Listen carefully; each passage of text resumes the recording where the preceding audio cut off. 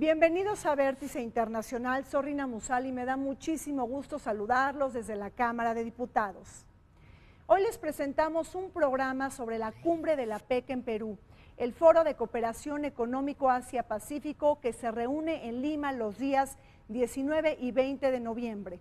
La última cumbre en la que asiste Barack Obama y que luce completamente desangelada ante la victoria de Donald Trump en Estados Unidos. Hoy analizamos la presidencia peruana de la APEC, la encrucijada de América Latina hacia el Pacífico y el triunfo de Donald Trump, así como sus significados para la región de Asia-Pacífico. Y en nuestro segmento migratorio y fronterizo, un comentario sobre la movilidad empresarial y estudiantil que está teniendo lugar dentro de las 21 economías de la APEC. Acompáñenos.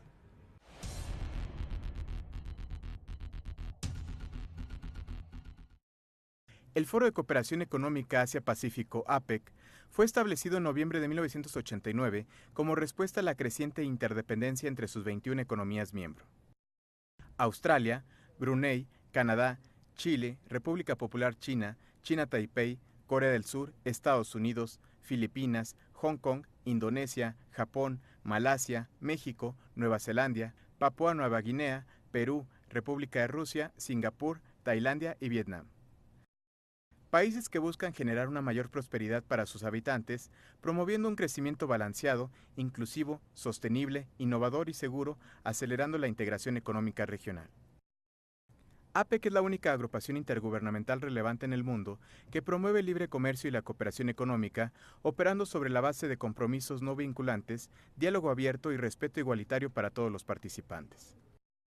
A diferencia de otros cuerpos multilaterales de comercio, no tiene un tratado formal ni obligaciones para sus integrantes, pues sus decisiones son por consenso y los compromisos son voluntarios.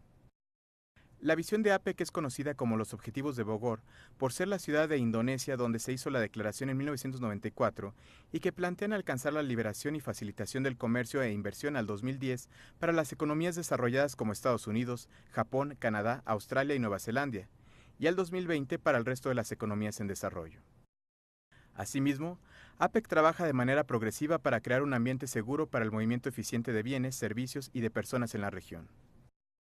El peso específico de APEC reside en que sus miembros alcanzan una población conjunta de alrededor de 2.8 billones de personas y representan alrededor del 57% del Producto Interno Bruto y el 47% del comercio mundial. Este 2016 correspondió a Lima, Perú, ser sede de la reunión de líderes de APEC, bajo el lema de crecimiento de calidad y de desarrollo humano.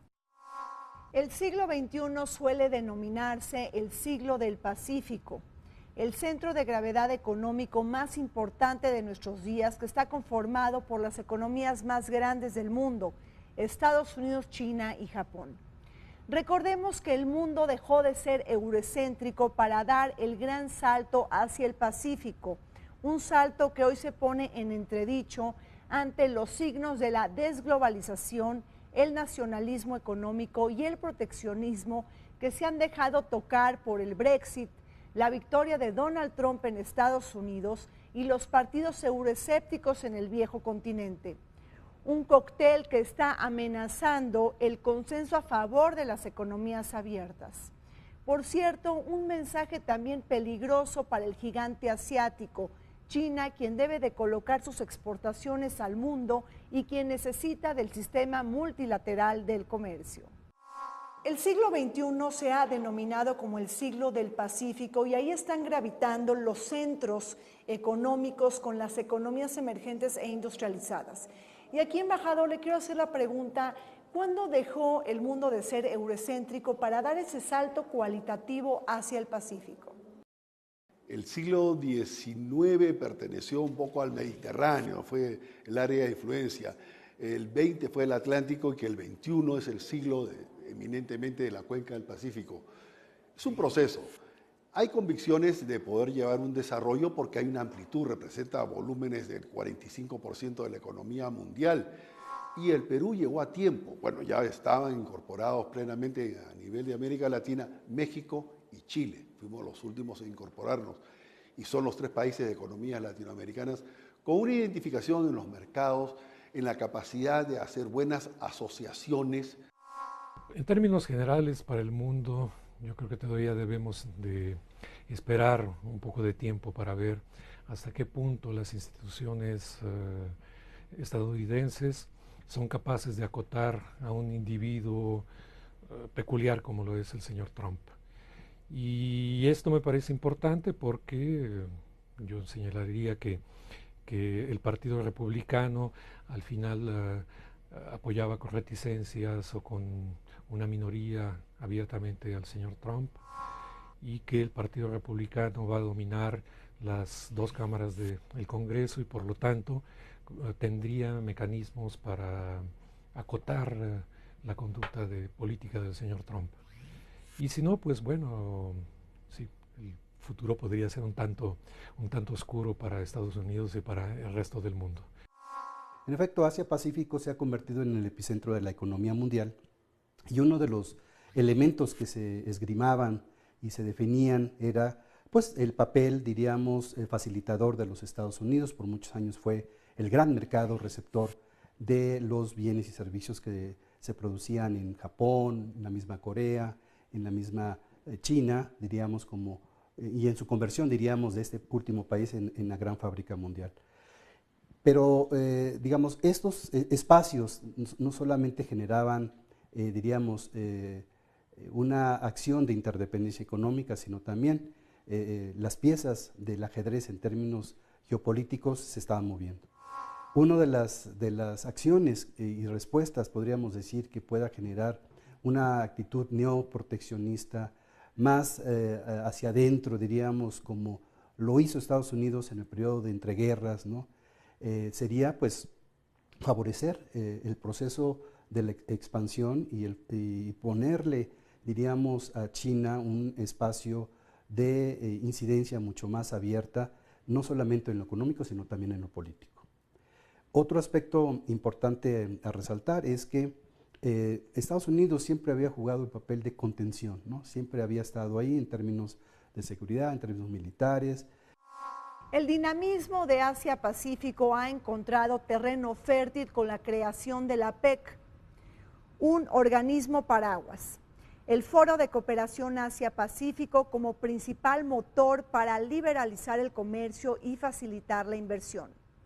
Entre 1994 y el año 2014, el comercio de APEC aumentó a una tasa anual del 8% y la atracción de flujos de inversión extranjera directa creció a un ritmo del 11% por año, según datos del Foro del Este Asiático. En los últimos años, las economías de APEC han reducido de manera significativa sus aranceles, pasando del 17% en 1989 al 5.5% en el año 2012. En la actualidad, cabe recordar que el 60% del comercio de APEC se realiza libre de aranceles, más del doble que lo registrado en el año de 1996, un caso de éxito para este foro que se encuentra alojado en Singapur. APEC fue un instrumento muy interesante porque fue un modelo de organización y de asociación atípico. Se crea a finales de los 80s como una forma de dar respuestas a estos cuellos de botella que la misma interdependencia económica estaban generando. Es decir, cómo generar o cómo crear espacios de mayor facilitación al comercio, cómo penetrar, diríamos, de manera mucho más fácil a los mercados internacionales, cómo hacer que los flujos de inversión sean mucho más fluidos. Eso fue, diríamos, la idea inicial de APEC.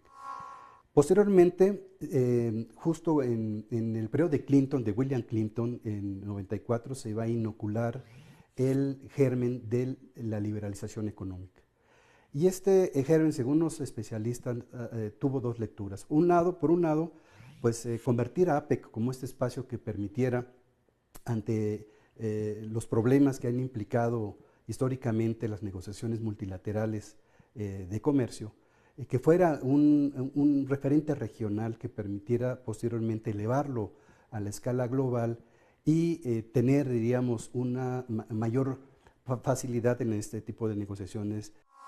Para APEC podríamos también esperar un poquito para saber cómo va a desenvolverse la política exterior de Estados Unidos para la región del Pacífico en general y sobre todo para Asia del Pacífico. Y el triunfo llega prácticamente en vísperas de la próxima reunión de los líderes económicos de APEC, y a esta, de acuerdo con las reglas vigentes, tendría que asistir todavía el presidente Obama. Por lo tanto, en APEC todavía cuentan con prácticamente un año para esperar y ver por dónde evoluciona el próximo gobierno, la próxima administración estadounidense. APEC, un organismo intergubernamental que opera bajo los compromisos no vinculantes, diálogo abierto y respeto a las diferentes etapas del desarrollo de sus países miembros, ha logrado proyectarse en la escena económica global. Sus 21 economías representan el 40% de la población mundial, cerca del 57% del PIB global y el 47% del comercio internacional. Una región en la cual se han formalizado más de 200 acuerdos preferenciales de carácter bilateral, subregional y extrarregional. Precisamente la consigna ahora en Perú es homogeneizar, armonizar y simplificar en un solo acuerdo de libre comercio la gran variedad de acuerdos existentes, una medida que pudiera aumentar la productividad, la eficiencia, así como reducir los costos de transacción para las empresas que operan dentro de este esquema regional. Las metas de Bogor se establecieron como un mecanismo también un tanto sui generis. Se buscaba una liberalización diferenciada, las economías desarrolladas para el 2020, para las en desarrollo, más bien al revés, economías desarrolladas en el 2010 y las economías en desarrollo en el 2020. Ese era el esquema inicial. Sin embargo, bueno, se vio que este proceso era mucho más complejo porque implicaba acciones no vinculantes y estaba sujeto a acciones de carácter voluntario de las economías. Esta fórmula como que fue muy compleja en traducirla en la realidad y se proliferaron los acuerdos subregionales, ¿no? O los acuerdos bilaterales del libre comercio. En ese contexto, precisamente surge la propuesta del TPP, que inicialmente era un mecanismo muy pequeño, muy particular, pero cuando en 2008 Estados Unidos dice, yo también me interesa y deseo ingresar, se transforma. Frente a los signos del proteccionismo, ¿cómo está caminando el APEC? Es decir, este Foro de Cooperación Económico Asia-Pacífico que tendrá sede ahora en el 2016 en Perú. Las metas de Bogor han sido contenidas, es decir, no se han logrado avanzar en mayores términos de liberalización económica y comercial. ¿Cuál es la respuesta de APEC frente a lo que se está viviendo hoy en el mundo? Hay señales de proteccionismo, es la reacción natural, ¿no?, frente a una situación que nos da señales aún. La gran economía norteamericana, pues los vaticinios, lo acaba de reafirmar el Fondo Monetario Internacional. Sí, pero yo creo que los principios de Bogor, la expansión a revitalizar las economías pequeñas, las economías de las pymes y de las MIPYMES, ¿no? Eso es una señal muy positiva. En el caso de APEC no podemos hablar de un área de libre comercio. Es un foro que está dedicado exclusivamente a la cooperación económica y a la facilitación comercial. Las metas de Bogor, que buscaban la liberalización del comercio de manera unilateral y voluntaria en 2010 para los países desarrollados y posteriormente para el 2020 para los países en vías de desarrollo, en 2010 no llevó a nada. Por lo tanto, APEC sufrió un primer tropiezo político. Y yo creo que ahora, ante la posibilidad de un abandono de las políticas de libre comercio a través de los acuerdos comerciales por parte de Estados Unidos, podría significar también la cancelación para 2020 de esta segunda fecha perentoria para la liberalización comercial y financiera. Pero lo que sí podríamos decir en todo caso es que APEC ha contribuido a la disminución sistemática de los aranceles vigentes en las economías que conforman el foro.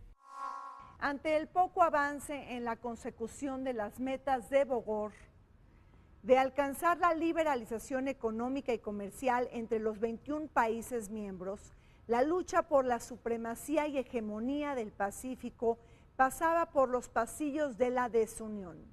El Acuerdo de Asociación Transpacífico, el llamado TPP, encabezado por Estados Unidos, y el Tratado Económico Regional Comprensivo, comandado por China. Este último, el llamado ASEAN+6, que incluye a naciones tan importantes como Japón, Corea del Sur, Australia, Nueva Zelanda e India.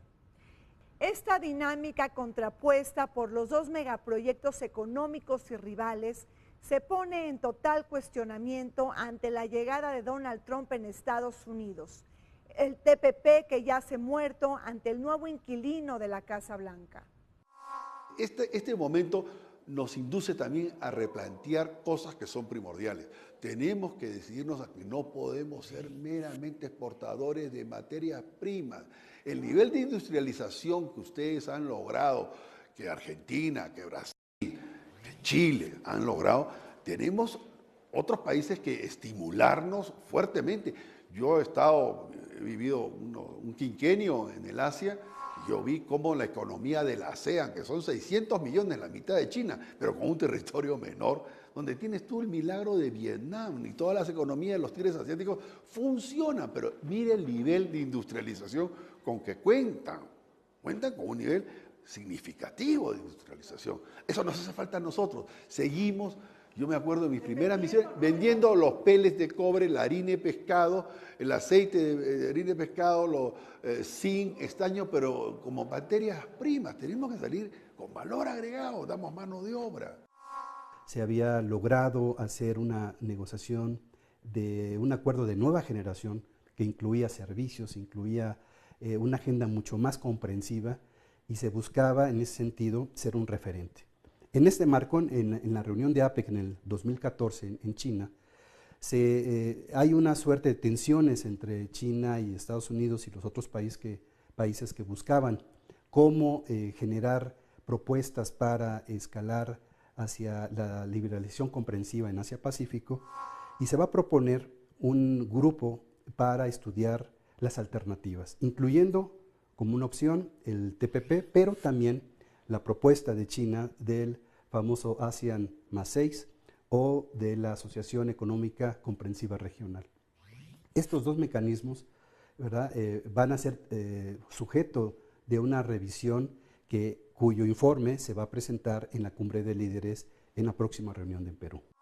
No podemos dejar de pensar en algún escenario posible, sobre todo por la reiterada mención a la disminución de la intervención de Estados Unidos en la región asiática del Pacífico y sobre su voluntad de no ratificar el Tratado Estratégico Transpacífico.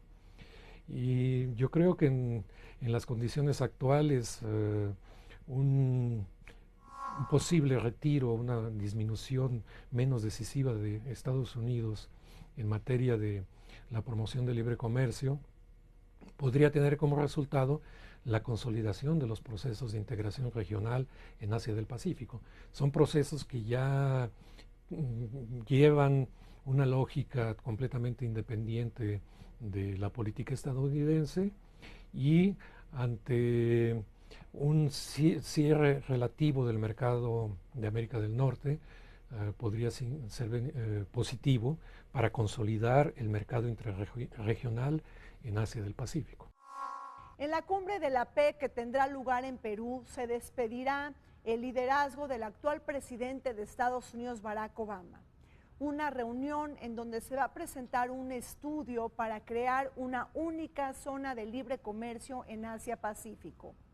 La idea es sentar las bases técnicas para iniciar negociaciones que se antojan sumamente complicadas ante una diversidad y multiplicidad de intereses particulares para favorecer la hora de libre comercio y facilitar la inversión. Si bien esta propuesta de acuerdo, es decir, de unificar en un solo acuerdo de libre comercio las demás iniciativas, pudiera inyectar una energía muy especial para la economía internacional, esta propuesta luce sumamente desangelada ante la victoria de Donald Trump en Estados Unidos. Y era una propuesta hecha por el ABAC, el sector empresarial que participa en APEC. Pero fue recuperado en noviembre de 2014 durante la reunión de Beijing por el presidente chino. Y lo interesante de esto es de que se trata también de una respuesta política a las veleidades estadounidenses de aislar a China mediante el TPP. Por lo tanto, es una respuesta política a esa iniciativa estadounidense. Y lo interesante de esta iniciativa es que el presidente chino lo que proponía hace un par de años era empezar a negociarla en el margen de APEC.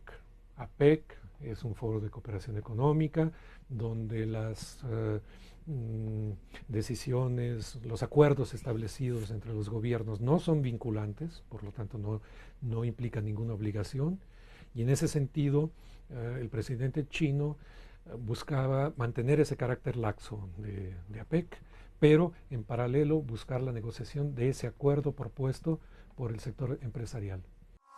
El TPP ya no sea una opción viable para la construcción de esta segunda etapa, que era lo que se esperaba, sino también qué va a implicar en términos de dos elementos. Uno, el surgimiento de una ola neoproteccionista al interior de la región, en donde las economías digan, bueno, sí, yo estaba dispuesto a ceder ciertos espacios de acceso al mercado, estaba dispuesto a bajar mis aranceles, pero ante esta incertidumbre regional y global, pues mejor me abstengo.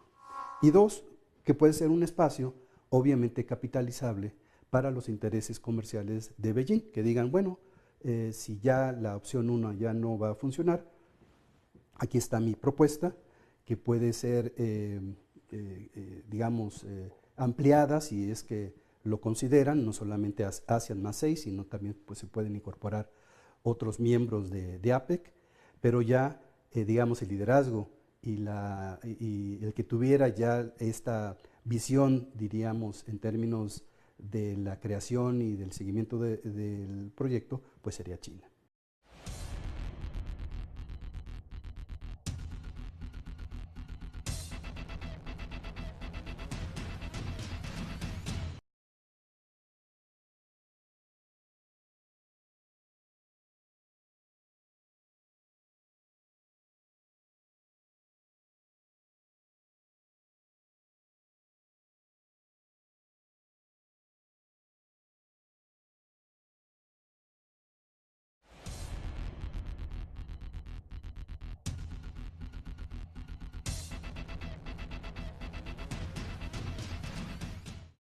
México, Perú y Chile, países con amplios litorales hacia el Pacífico, deberán de poner toda su atención en los nuevos juegos geopolíticos que se darán en esta región, una de las más importantes del mundo. Ahora con la victoria de Donald Trump, pues estas alianzas van a tener que sufrir un reacomodo económico y comercial. Pero aquí la pregunta es, ¿qué debemos de hacer los países de América Latina? ¿Debemos de virar nuestra mirada más hacia Asia cuando sabemos que hoy Donald Trump va a dirigir los destinos de la economía más potente del Pacífico? ¿Qué decisiones debemos de tomar y qué estrategias debemos de tejer ahora que se le ha puesto un freno al boom globalizador? Estas preguntas se las tendrá que hacer la Alianza del Pacífico, trazar una estrategia para enfrentar esta ola populista global que ahora se ha adueñado de los pasillos en Washington. A la generalidad de los países de América Latina nos vinculan relaciones estructurales con Estados Unidos muy profundas. En algunos casos más, México, por ejemplo, en algunos casos menos, Chile, con una estructura muy diversificada de exportaciones, ¿no?, a Asia, Europa, América del Norte, América Latina en general. Y yo creo que en estos casos el tema de los vínculos estructurales en el plano económico no habrá de modificarse sustancialmente. Yo creo que los acomodos van a venir más bien en el plano de la política exterior. En estos, diríamos, análisis de tendencias, en efecto, pues China podría ser favorecida ante este elemento, ¿no? El aparente vacío que pueda dejar Estados Unidos, que Donald Trump y su discurso hacia adentro, diríamos, genere esta oleada, digamos, de carácter proteccionista y que logre convencer a los intereses económicos que están detrás, digamos, de su proyecto de gobierno, que realmente puede ser una opción viable, menos globalización y más política interna. No sé si sea una ecuación aceptable y que pueda ser suficientemente exitosa para el cumplimiento de los intereses estratégicos de los Estados Unidos, pero partiendo de esa perspectiva, pues sí se dejaría un carril, diríamos, abierto. El mismo representante comercial de los Estados Unidos durante la campaña señalaba que si pues, seguía las indicaciones de la negativa de firmar y de ratificar más bien el TPP, pues Estados Unidos prácticamente le estaría dando las llaves de la casa a China. En su mensaje en Naciones Unidas, déjame enfatizar, Kuczynski dijo algo muy interesante, que proponía que Latinoamérica jugase un rol como zona de paz que es tan importante para los que estamos siempre deseosos que esa paz se pueda expandir, ¿no? Urbi et orbi. Esa paz, pues Latinoamérica está llamada a jugar un rol entre el Atlántico y el Pacífico. Es una tesis muy innovadora, muy fina en términos, muy atinada en orientación política y es algo que nos está convocando a jugar un rol gravitante, un rol determinante. Siempre yo incidiendo en algo que para mí, a pesar de la crisis que ha generado tantos impactos y que hace que la gente adopte actitudes proteccionistas, como bien tú indicaste hace un instante. Colombia, socio de la Alianza del Pacífico, es el único país que no ha ingresado a la PEC ni tampoco al llamado TPP. Esta última puesta en vilo ante la llegada del populismo en la Unión Americana. Ecuador también ha solicitado su adhesión a la PEC, sin embargo, su posición geopolítica de pertenencia a la Alianza Bolivariana lo han hecho alejarse de la lógica económica que prevalece dentro de las 21 economías de este foro de cooperación económico. En contraste, Chile y Perú, como economías de APEC, han logrado establecer un andamiaje de libre comercio mucho más ambicioso que el mismo México, quien se ha quedado rezagado frente a sus pares latinoamericanos. Es aquí donde para México tendríamos que repensar con mucha seriedad cómo poder acercarnos de manera más asertiva a regiones que hemos hasta ahora rehusado vincularnos a ellas, sobre todo hacia del Pacífico. Para otros países de América Latina, estos vínculos creo que han empezado ya a desarrollarse desde hace un rato. América Central, por ejemplo, tiene acuerdos con los taiwaneses debido a los vínculos diplomáticos, pero ahora buscan también diversificar esas relaciones diplomáticas. Los sudamericanos, insistía, ellos son los que están ahora estableciendo el puente, las relaciones transpacíficas, pero en México seguimos todavía muy atrasados en esta materia. En el caso de México creo que estamos en una suerte de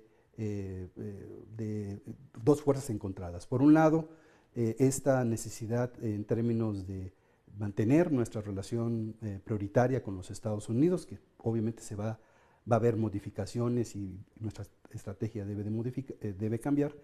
Y por el otro lado, las voces que reclaman que tenemos que ver más hacia otros espacios, ¿no? Y ese espacio prioritario en Asia indudablemente sería China. Reina, la cantidad de observadores que tiene la Alianza del Pacífico es impresionante, supera... Argentina ya ingresó como observador. Exacto. Yo pensé en un momento determinado, por estos últimos meses han sido tan agitados políticamente, ¿no? La situación de Brasil, ¿no? Lo de Colombia, lo de Venezuela.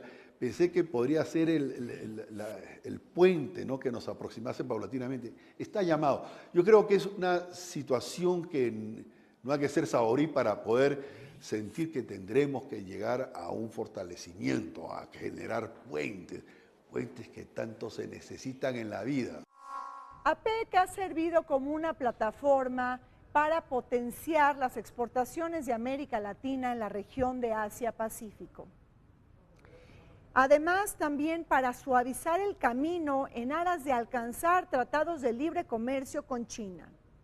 El gigante asiático ya es el mayor mercado de exportación de Brasil, Chile y Perú, y su poderío ha llegado para quedarse en América Latina.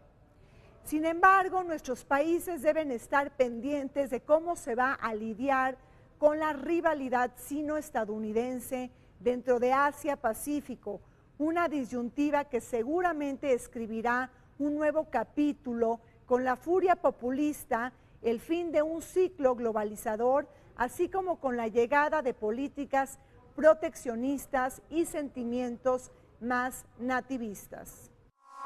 La Alianza del Pacífico es evidente que tiene una connotación política. La Alianza del Pacífico es un reflejo de 4 gobiernos democráticos como son México, Colombia, Perú y Chile, frente a todas las actitudes que tuvo el albismo, ¿no? La Alianza Bolivariana que penosamente pues, no ha marchado bien, que ha dado resultados muy nocivos para los pueblos, ¿no? que ellos representan. Y creo que sí podría ser una opción. Y que creo que es una buena respuesta constructiva. Es que el Pacífico ofrece mucho, ofrece dimensiones. Ya mencioné los volúmenes, el nivel de poblaciones que tiene, ¿no? La significación que tiene, ¿no? Eso se dice como eslogan, las 21 economías del siglo XXI. La creación, creo, de la Alianza del Pacífico ha servido para eso. Generar, diríamos, en una primera fase, esta necesidad de los países miembros de tener no solamente una agenda interna que se ha reflejado en acuerdos de carácter regional, para la movilidad, para la facilitación de los flujos de comercio, en fin, sino que la segunda etapa es precisamente edificar una agenda frente a lo que está sucediendo, ¿verdad?, en la otra orilla del Océano Pacífico, y que pudiera poner en relieve la importancia de la Alianza del Pacífico como este elemento que va a permitir la proyección de posiciones consensadas, integradas de América Latina o de los países miembros en una primera parte hacia la agenda que pueda tener APEC y la región en general. La incursión de América Latina hacia Asia-Pacífico ha encontrado un terreno muy consolidado a través de la conformación de la Alianza del Pacífico. Esta iniciativa de libre comercio de bienes, servicios, capital y libre movimiento de personas que ha atraído hasta la mirada más extraviada del Mercosur. Dentro de la PEC, esta iniciativa también ha robado los reflectores. Cabe recordar que los dos cuerpos institucionales ya se han acercado para profundizar en una cooperación basada en la liberalización del comercio, el potencial de la cooperación, las redes de negocios, el comercio de servicios, la movilidad, así como el interés de acercar a las pymes y profundizar en los temas relacionados con la banca, el turismo y las telecomunicaciones. Ya algunos países están generando un proceso de mayor diversificación de sus relaciones internacionales y relaciones económicas internacionales en particular, donde han visto a China como un elemento importante. Sobre todo los países sudamericanos, con las visitas que ha hecho Xi Jinping, esta sería pues la tercera, va a ser una visita de Estado a Perú, aprovechando probablemente la organización de APEC. Ya lo hizo en otros países latinoamericanos, y ellos sí tenían claro este nuevo mecanismo, nuevo modelo de asociación que implica con China, ¿no? Con todos los riesgos que esto también ha derivado, ¿no? Hay todo un discurso por parte de los intelectuales latinoamericanos, y estamos volviendo a un neoextractivismo precisamente por esta posición de la compra masiva de recursos materiales, recursos naturales, perdón, y recursos estratégicos por parte de China. Y que también en esto se involucren gobiernos como el de Chile, cuyas relaciones comerciales son extremadamente diversificadas y buena parte de ellas descansan con socios asiáticos, o Perú, donde sigue un camino más o menos similar al de Chile, y aún Colombia, que se ha empeñado en recuperar parte del terreno perdido en términos de negociación de acuerdos comerciales con los asiáticos, y que ahora es muy activa en esto.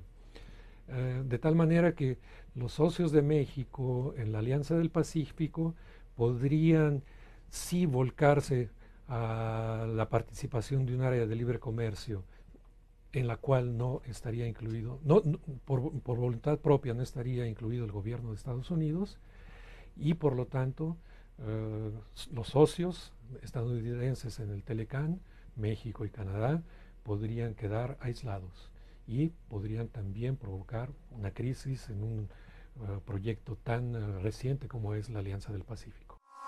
¿Cómo podemos entender el tema de la Alianza del Pacífico? ¿Es una respuesta geopolítica frente a lo que está pasando en el mundo? Es decir, la mancomunidad de los países como México, Chile, Perú y también Colombia, que deben de buscar una respuesta conjunta para poder negociar en mejores términos de intercambio con China, el gigante asiático. China tiene que estar presente en el TPP también. China no puede ser puesta de lado. China es una potencia. El primer viaje del jefe de Estado peruano ha sido a China. Es un mensaje muy claro. Es un mensaje muy claro.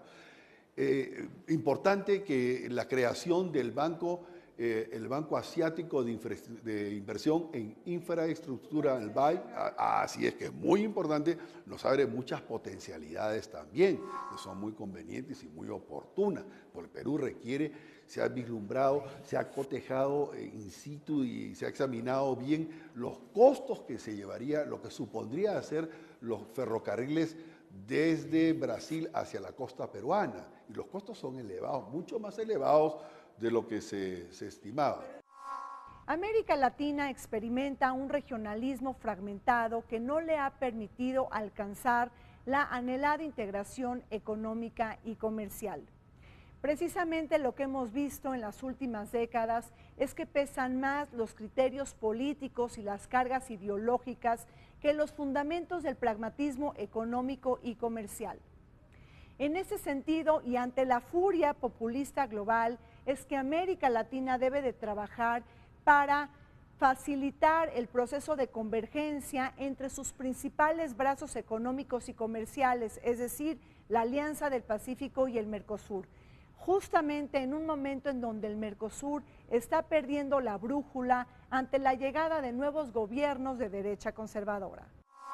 Embajador, ¿qué lectura tiene del proceso de integración en América Latina? Estamos fragmentados con los países del ALBA, el Mercosur, la Alianza del Pacífico, y hemos privilegiado los criterios políticos e ideológicos antes que el pragmatismo económico.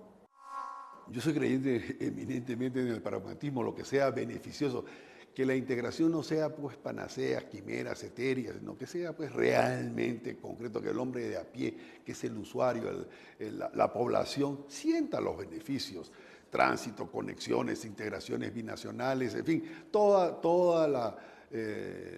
el andamiaje, ¿no? El andamiaje que permita que el ciudadano sudamericano, latinoamericano, tenga beneficios concretos.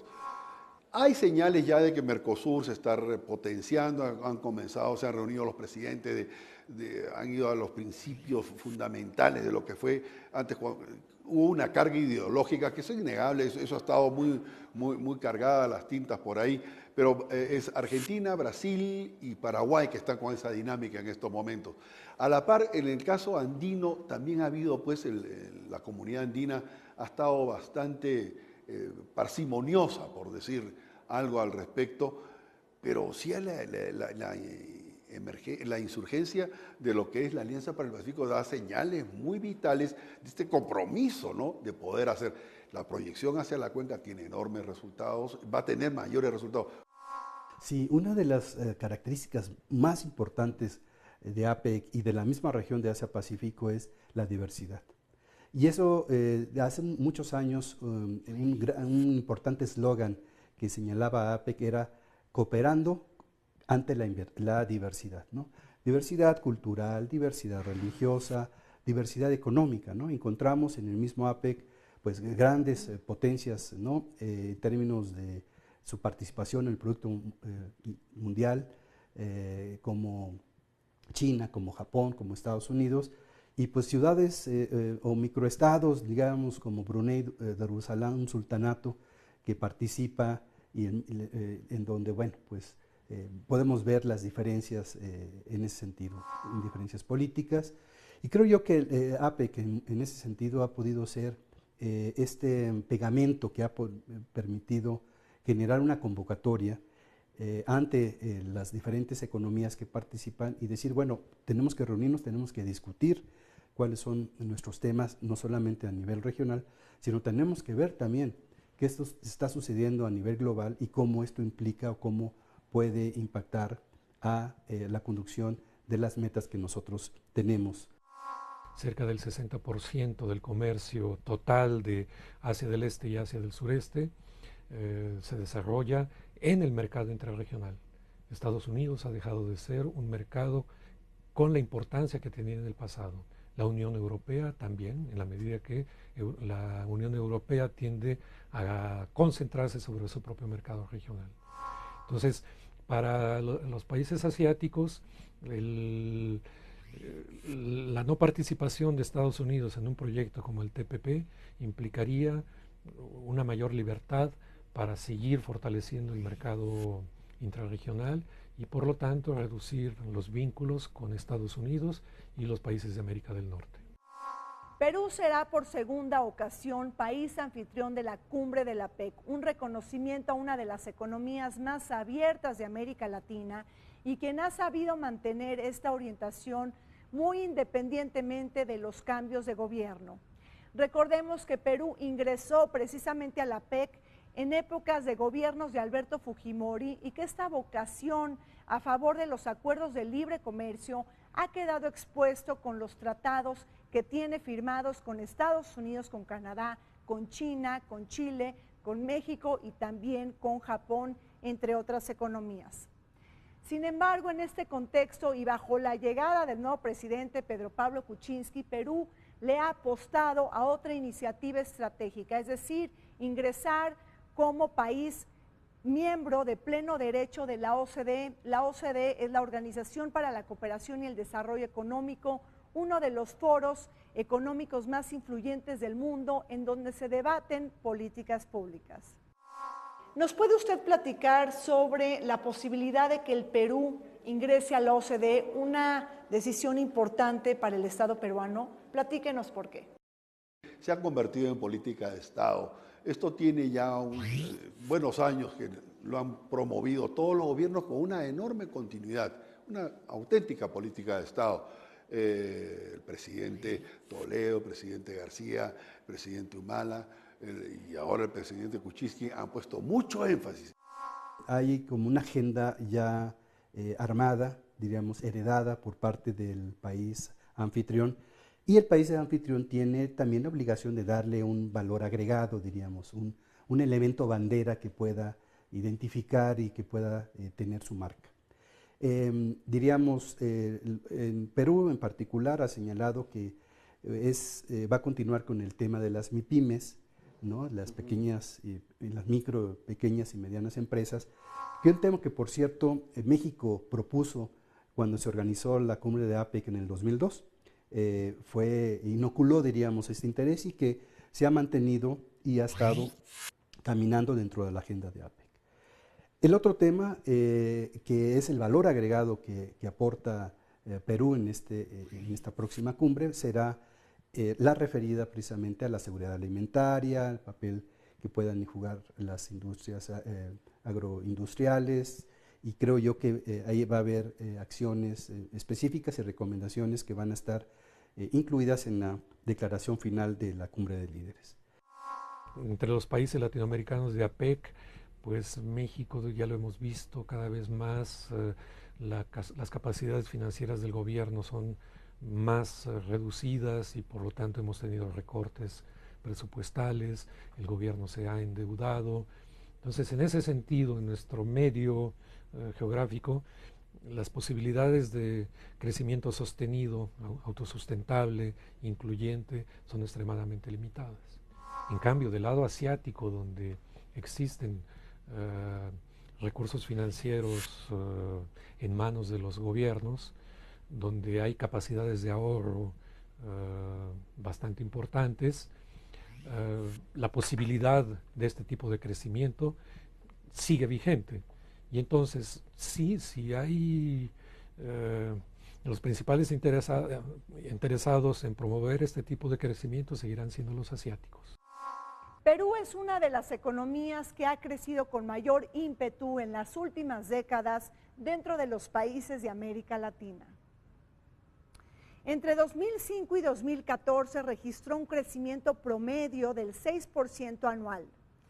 Pese a su vocación aperturista y favorecedora del libre comercio, su economía enfrenta los nuevos nubarrones que trae consigo el fin del ciclo económico basado en los altos precios internacionales de las materias primas y la desaceleración de China, así como los signos de incertidumbre de la economía mundial. No obstante, Perú, con una economía orientada hacia el exterior, ha logrado volcar el 58% de sus exportaciones a las economías de la PEC y el 63% de sus importaciones totales, según nos señalan datos estadísticos de Naciones Unidas. Embajador, Perú ha sido una de las economías más abiertas de América Latina, con una red de más de 15 tratados de libre comercio.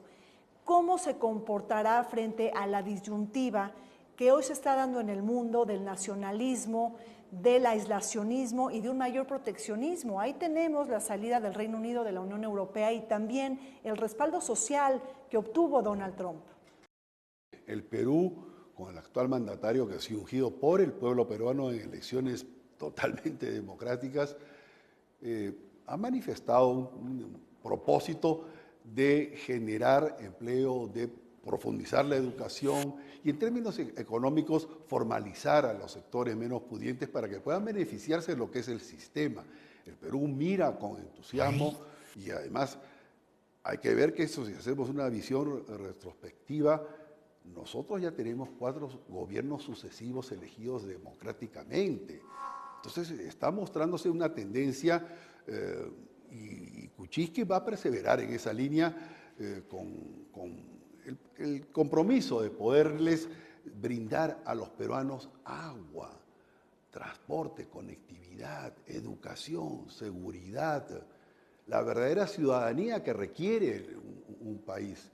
Esa ciudadanía que a veces los estados, se distancian y que las poblaciones reclaman y están indignados porque no sienten que la democracia les da resultados prácticos, concretos a la gente de pie.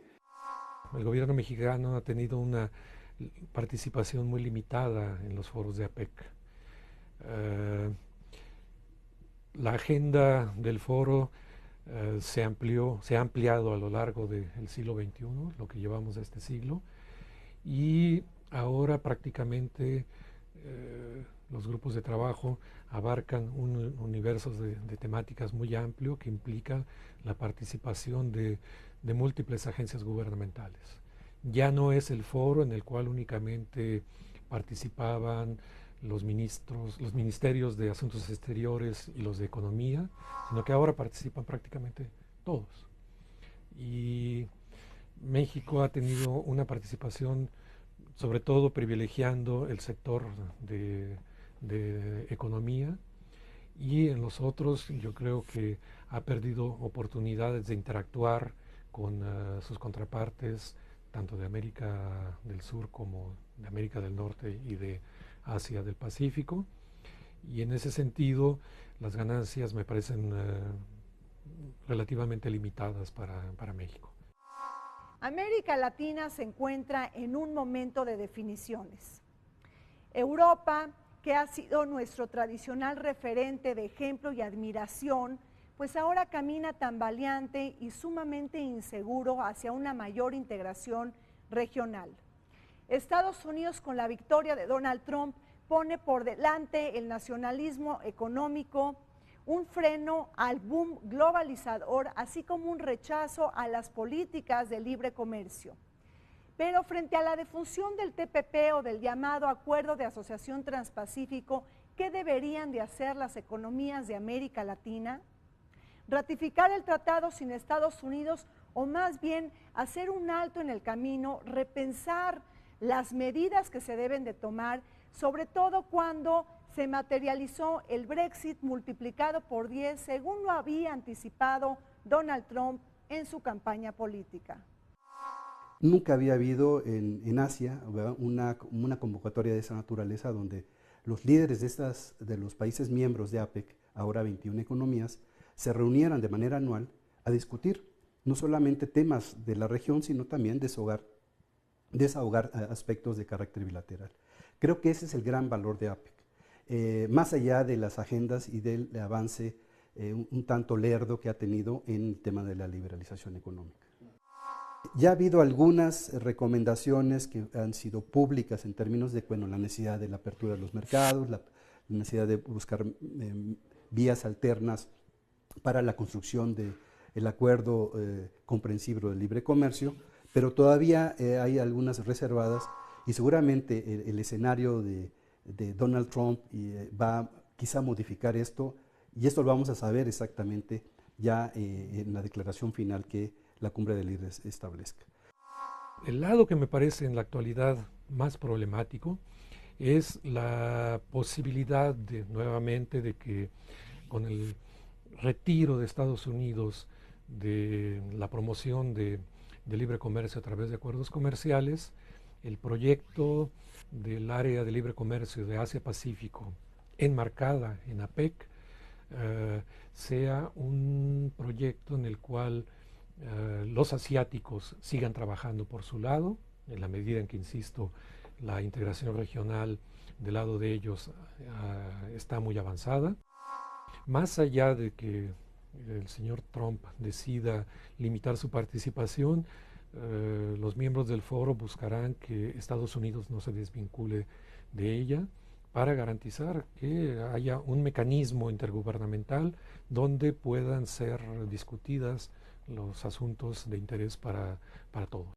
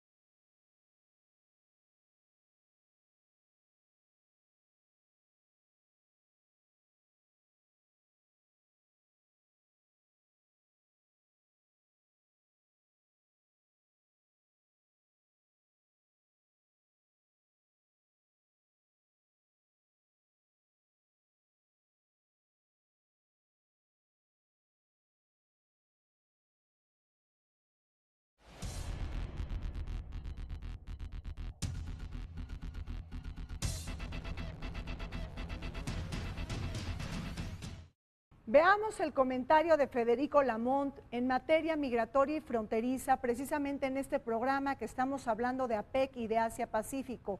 Un comentario sobre la movilidad empresarial y estudiantil dentro de las 21 economías integrantes. La región Asia-Pacífico se encuentra dividida en 4 subbloques. Primero, el noreste asiático, sureste, Asia meridional. Ahí es donde se concentra el puente con el Foro Económico Asia-Pacífico, el APEC. Por lo menos así se determinó en aquel año de 1994, cuando surge una declaratoria a través de la cual 2.200 empresas que se sumaron con los años a este propósito ofrecieron empleo regional y oportunidades principalmente en manufacturas e industria. Además, hay un marco importante religioso que va desde el confucianismo, el islam, el cristianismo y budismo. Todo esto tiene una relación entre la región en su conjunto de 36 naciones y las economías que forman parte del Foro Económico, que a su vez cuenta con un Consejo de Cooperación Económica, a través del cual esas 2.200 empresas presentan un cuadro de posibilidades de empleo para ese universo de habitantes que también incluye a naciones del Pacífico, en América Latina y particularmente en el Cono Sur, desde México, Chile y Argentina, en una sola causa, la incorporación a escolaridad y a partir de ello movilidad y empleos. Finalmente, en Bogor, Indonesia, noviembre de 1994, se planteó una enorme estrategia con la cooperación entre las naciones miembros del APEC, México que se incorpora a partir de 1993 en San Francisco a este foro, se abre a esa misma causa y hoy por hoy el flujo, la inmigración estudiantil y laboral deja resultados importantes que pueden trascender a la misma geografía del Foro Económico Asia-Pacífico y tender puentes también a la Alianza Transpacífica y de hecho a las 36 naciones que son el corazón de Asia en sus 4 bloques aquí citados.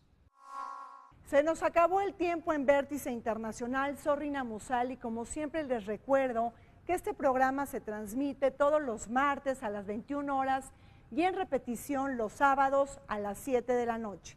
Vértice Internacional, un programa para todos aquellos que les gusta vivir sin fronteras.